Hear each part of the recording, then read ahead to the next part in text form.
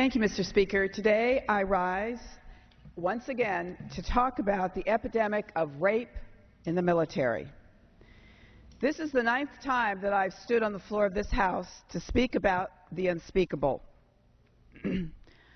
Each of these military members have served proudly for their country. Each of them has been raped.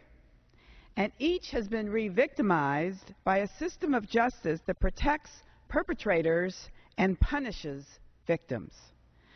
I will continue to share these stories until something changes.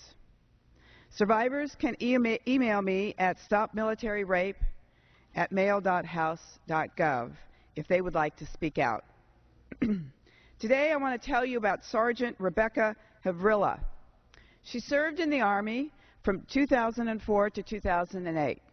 Her job was as an explosive ordinance disposal technician. In other words, she was responsible for disposing IEDs before they went off.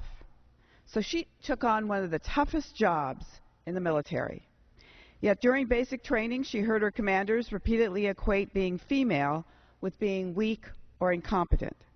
They used terms to describe women that cannot be repeated on this floor. Commanders required Sergeant Havrilla and her colleagues to attend classes regarding prevention of sexual assault and harassment once a year. Commanders made a mockery of these classes. As the instructor would describe prohibited conduct, one or more of the soldiers would begin engaging in that conduct. One soldier went as far as to strip completely naked and get on the table during a break in the middle of class.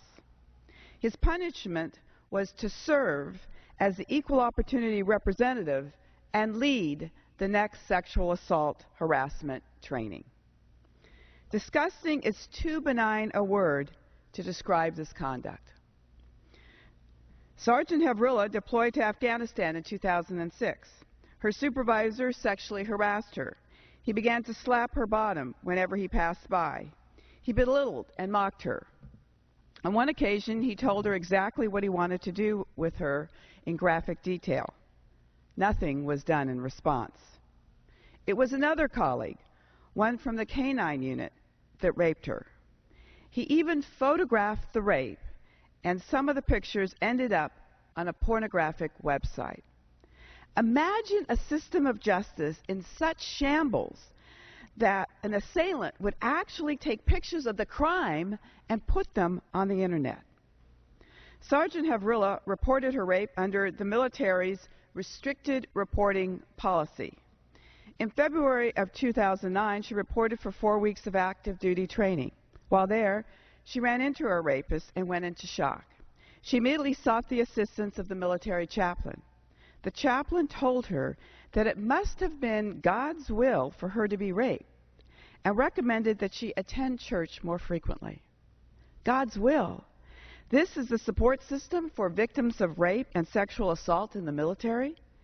Sergeant Havrilla now suffers from post-traumatic stress disorder and chronic depression.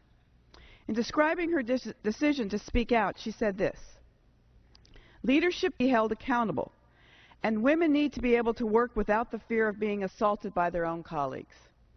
This is one of the hardest things I've done, and I want to thank the other women that have stepped forward as well. It's never easy to put yourself out there." Sergeant Havrilla is right. It's time for leadership to be held accountable. Leadership in the Pentagon, leadership at the White House, and leadership here in Congress. I yield back.